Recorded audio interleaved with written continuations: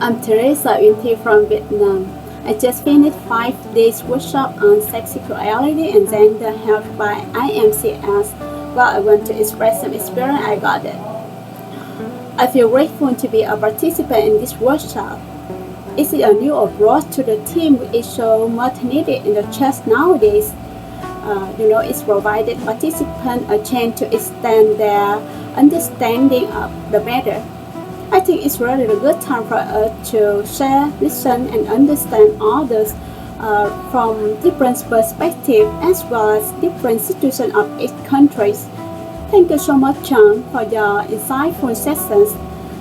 Thanks a lot to all teams of IMCS for your invaluable support.